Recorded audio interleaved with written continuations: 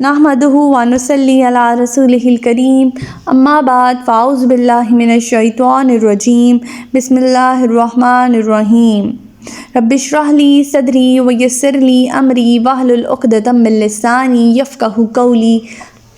अस्सलामु अलैकुम व रहमतुल्लाहि व बरकातुहू। सिरात मुस्तकीम में आप सबको खुशामदीद।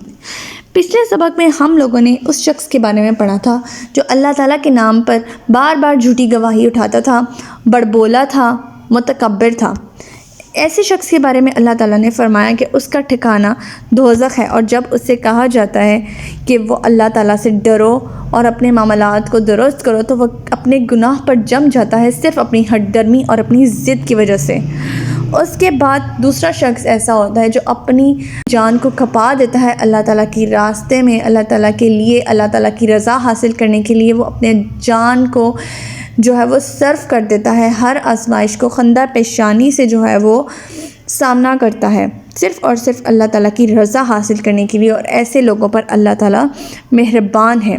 फिर अल्लाह ताला ने फरमाया हम सब से कि ए लोगों जो ईमान लाए हो, पूरे के पूरे इस्लाम में दाखिल हो, जो किनारे पर रह के इबादत नहीं करनी, अपने मामलात में, अपने अकायद में, अपने ख़यालात में, अपने रोज़मर्रा के काम काज में सिर्फ़ और सिर्फ इस्लाम को जो है वो मद्देनज़र रखना है। ये उसके बाद अल्लाह ताला फरमाते हैं कि अगर वाज़ेह निशानी आने के बावजूद, वाज़ेह निशानियाँ आने के बावजूद, दलाइल आने के बावजूद भी अल्लाह ताला के अहकामात की पैरवी नहीं की जाती तो अल्लाह ताला सब पर गालिब और हिकमत वाला है। अल्लाह ताला सबको घेरे में ले लेगा, चाहे वो सज़ा दे, चाहे वो ज़िल्ल ख्वार करे, चाहे वो फिर जो मर्ज़ी करे। वो कुदरत रखता है, वो जैसा चाहे सलूक कर सकता है। हमारी आज की आयत नंबर 211 से लेकर आयत नंबर 215 तक हैं, तो आज का सबक हम शुरू करते हैं। बिस्मिल्लाहिर्रहमानिर्रहीम। आयत नंबर 211। सल बनी इस्राईल कम आतैनाहुम मिन आयातिन बय्यिनात वमन युबद्दिल निअमतल्लाहि मिन बअदी मा जाअतहु फ़इन्नल्लाहा शदीदुल इक़ाब। आप बनी इसराइल से पूछ लीजिए कि हमने कितनी ही खुली खुली निशानियाँ इन्हें दी थी, फिर जो कौम अल्लाह की नेमत को पा लेने के बाद इसे बदल दे तो यकीनन अल्लाह ताला ऐसे लोगों को सख्त सज़ा देने वाला है। यानी अगर वाज़ेह दलाइल और निशानियों ही की बात है तो बनी इसराइल से पूछ लीजिए, क्या हमने मूसा अलैहिस्सलाम को थोड़े मोजज़ात अता किए थे? तो फिर क्या ये सब के सब ईमान लोग ले आए थे? नहीं। और अगर लाए भी थे तो क्या पूरा ईमान लाए थे? बिल्कुल भी नहीं। और कब तक इस पर कायम रहे थे? हमारे सामने हज़रत मूसा वहाँ कोह तूर पर गए हैं और वहाँ से पीछे से जो है वो उन्होंने बछड़े की पूजा शुरू कर ली थी। कितने हमने पीछे मौजज़ात ऐसे सूरह बकरा में अब तक पढ़े हैं, कितनी हददर्मियाँ की थी, कितनी खुली निशानियाँ उनकी आंखों के सामने थी। कहने का मकसद ये कि जिन लोगों ने ईमान नहीं लाना, उन्होंने खुली निशानियाँ देखने के बावजूद भी ईमान नहीं लाना, वो हददर्म है, वो ईमान नहीं लाएंगे। इसलिए कहा गया कि ये उम्मत मुसलमानों के करीब ज़माना में मौजूद थी और अब भी मौजूद है। तो ए मुसलमानों, तुम भी अल्लाह ताला के इनामात की अगर कदर नहीं करोगे तो तुम्हारा हशर भी यही हो सकता है जो बनी इसराइल का हुआ। आयत नंबर 212। ज़ुय्यिना लिल्लज़ीना कफ़रुल हयातुद दुनिया व यस्ख़रूना मिनल्लज़ीना आमनू वल्लज़ीना तक़ऊ फ़ौक़हुम यौमल क़ियामति वल्लाहु यर्ज़ुक़ु मन यशाअु बिग़ैरि हिसाब। काफिरों के लिए दुनिया की ज़िंदगी बड़ी खुशनुमा बना दी गई है और वो ईमान वालों का मजाक उड़ाते हैं। हालांकि क़यामत के दिन यही परहेज़गार लोग इनसे बालातर होंगे। रही दुनिया की ज़िंदगी तो यहाँ अल्लाह जिसे चाहता है बग़ैर हिसाब के रिज़्क़ दे देता है। यानी वो दुनियावी माल और दौलत जिसमें मगन रह कर हज़रत बिलाल रज़ी अल्लाह ताला अन्हा, इम्मार रज़ी अल्लाह ताला अन्हा, सुहेब रज़ी अल्लाह ताला अन्हा और दूसरे फ़ुक़राए मुहाजिरीन का मजाक उड़ाते थे और कहते थे कि इस किस्म के लोगों को मोहम्मद अपने साथ मिलाकर अरब के सरदारों पर गालिब आने का ख्वाब देखता है। अल्लाह ताला ने इसका जवाब इस आयत में दिया है कि दुनिया का रिज़्क़, कामयाबी और उख़रवी निजात का कोई मेयार नहीं, बल्कि अल्लाह ताला दुनिया में ये रिज़्क़ काफ़िरों को चाहे जितना मर्ज़ी दे। रही कामयाबी की बात तो यही नातवा और परहेज़गार लोग क़यामत के दिन जन्नत में बुलंद तर मकामात पर होंगे और ये दुनिया पर फरीज़ा काफिर इनसे बहुत नीचे जहन्नम में होंगे। यानी रिज़्क़ का जो एक मेयार है वो इस बात पर नहीं है। اللہ تعالیٰ بے شک کافروں کو بے حساب رزق دے جسے چاہے، کافروں کو ایک سائڈ پہ رکھتے ہیں، جسے چاہے بے حساب رزق دے، لیکن آخرت میں کس کو کامیابی ہوگی؟ جو ایمان والا ہے۔ بے شک دنیا میں اس کی جتنی مرضی مذاق اڑایا جائے، اس کی غربت کا، اس کی فقیری کا، اس کے لو سٹینڈرڈ کا، آج کل ہمارے ہاں سٹینڈرڈ ہے نا، سٹیٹس کو ہے، جتنا مرضی اس کا سٹیٹس وائز مذاق اڑایا جائے، لیکن آخرت میں آپ کو نہیں معلوم کہ اس کا مقام کیا ہے۔ اللہ تعالیٰ کے نزدیک اس کا مقام جنت ہے۔ اس آیت میں صاف بتایا جا رہا ہے۔ رزق کا معیار یہ نہیں ہے۔ کچھ لوگ کیونکہ یہ کہتے تھے، کچھ مسلمانوں کو یہ خدشہ ہونے لگ گیا کہ کافروں کے پاس تو اتنا رزق ہے تو شاید اللہ تعالیٰ ان پر مہربان ہے زیادہ، تو اس صورت میں اللہ تعالیٰ نے فرمایا کہ ان کے رزق کی طرف دیکھ کر آپ کے دل میں یہ شبہ پیدا نہ ہو کہ کہیں وہ اللہ کے نزدیک ہے اور اللہ تعالیٰ ان کو اس لیے زیادہ نواز رہے ہیں۔ رزق اللہ تعالیٰ جسے چاہے بے حساب دے، لیکن آخرت ان کے لیے ہے جو ایمان والے۔ آیت نمبر 213، کان الناس امۃ واحدۃ فبعث اللہ النبیین مبشرین ومنذرین وانزل معهم الکتاب بالحق لیحکم بین الناس فیما اختلفوا فیہ وما اختلف فیہ الا الذین اوتوہ من بعد ما جاءتهم البینۃ بغیا بینہم فہدی اللہ الذین آمنوا لما اختلفوا فیہ من الحق بإذنہ واللہ یہدی من یشاء الی صراط مستقیم۔ بہت امپورٹنٹ آیت ہے۔ ابتدا میں سب لوگ ایک ہی طریق یعنی دین پر تھے، پھر انہوں نے آپس میں اختلاف کیا تو اللہ نے انبیاء کو بھیجا جو خوشخبری دینے والے اور ڈرانے والے تھے۔ ان انبیاء کے ساتھ اللہ تعالیٰ نے حق کو واضح کرنے والی کتاب بھی نازل فرمائی تاکہ وہ لوگوں میں ان باتوں کا فیصلہ کر دے جن میں انہوں نے اختلاف کیا تھا، اور واضح دلائی آ جانے کے بعد جن لوگوں نے اختلاف کیا تو اس کی وجہ یہ نہ تھی کہ انہیں حق بات معلوم نہ تھا، بلکہ اصل وجہ یہ تھی کہ ان میں ضد بازی اور انا کا مسئلہ پیدا ہو گیا تھا۔ پھر جو لوگ انبیاء پر ایمان لے آئے انہیں اللہ تعالیٰ نے اپنے اذن سے ان اختلافی امور میں حق کا راستہ دکھا دیا، اور اللہ تعالیٰ جسے چاہتا ہے راہ راست دکھا دیتا ہے۔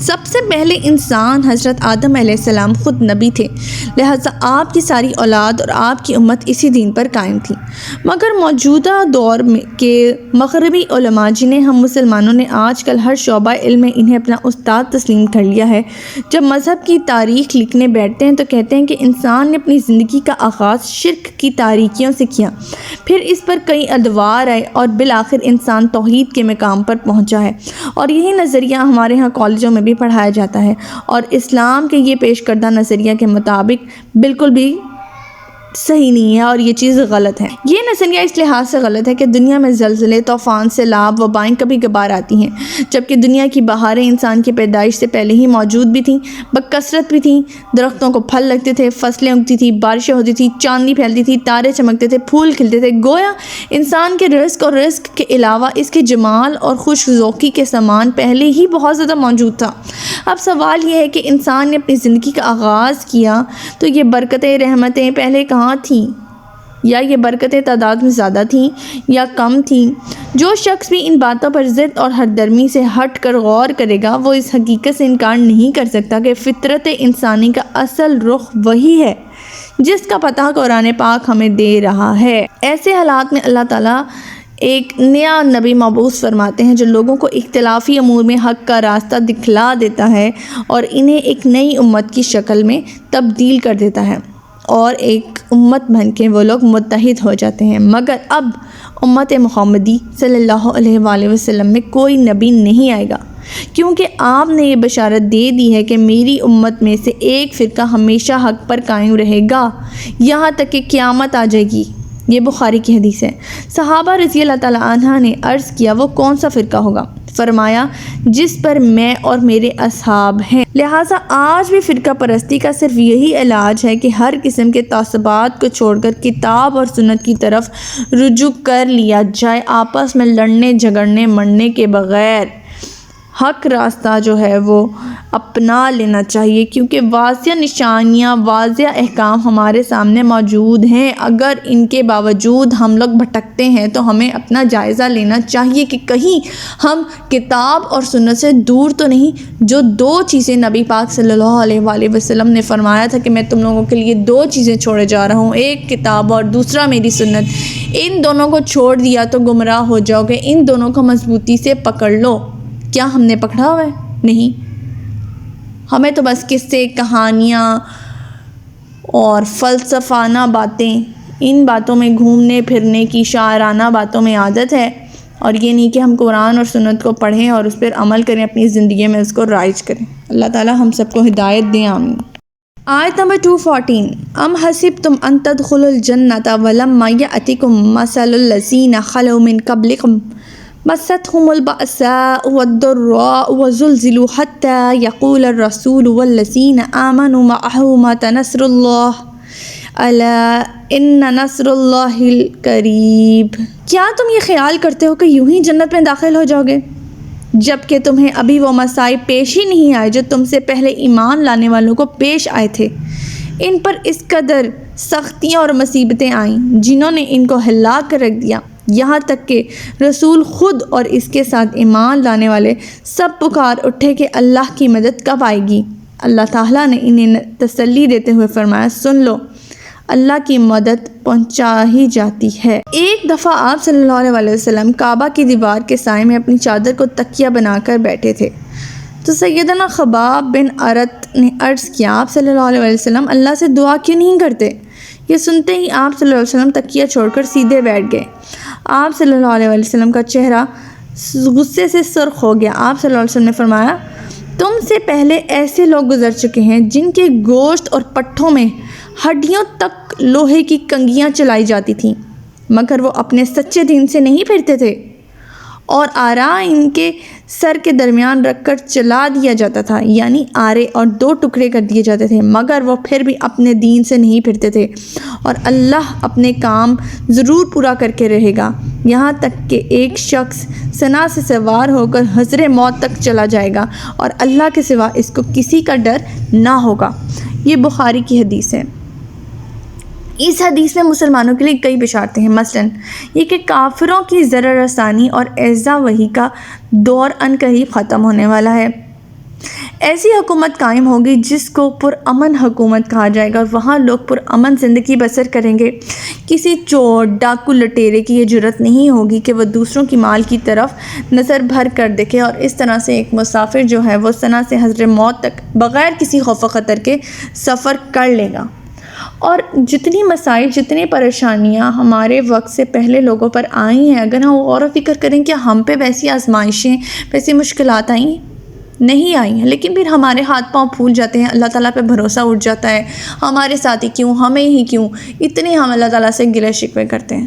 تو ہمیں غور و فکر کرنا چاہیے کہ ہمیں ایسا نہیں کرنا چاہیے۔ ابھی تو اتنی مشکلات، اتنی آزمائشوں سے ہم نے نہیں گزرے ہیں، تو پھر بھی ہمارے گلے شکوے ختم نہیں ہوتے۔ آیت نمبر 215، یسألونک ماذا ینفقون قل ما انفقتم من خیر فللوالدین والاقربین والیتام والمساکین وابن السبیل وما تفعلوا من خیر فإن اللہ بہ علیم۔